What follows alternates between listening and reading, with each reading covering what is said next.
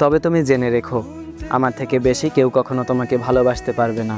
হয়তো এখন তুমি দূরে, হয়তো আমাদের মাঝে আগের মতো কোনো কথা হয় না, তবু আমার ভেতরের জায়গাটায় তুমি এখনও ঠিক আগের মতোই আছো।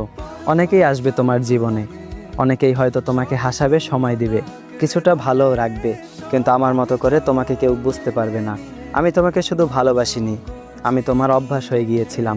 তোমার নীরবতা, তোমার রাগ, তোমার ছোট ছোট খুঁটিনাটি সব কিছু নিয়েই আমি তোমাকে চেয়েছিলাম।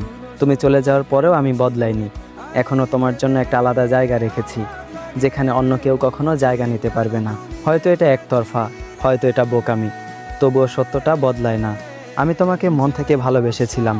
আর কিছু ভালোবাসা থাকে যেগুলো শেষ হয়ে যায় কিন্তু কমে না। সময় পেরিয়ে যায়, মানুষ বদলে যায়, তবুও সেই অনুভূতিটা একই জায়গায় থেকে যায়। তাই যদি কোনো দিন তুমি ফিরে তাকাও, শুধু এইটুকু মনে রেখো, কেউ একজন ছিল যে তোমাকে নিজের থেকেও বেশি ভালোবাসতো, আর সেই মানুষটা আজও চুপচাপ তোমার জন্যই অপেক্ষায় থাকে।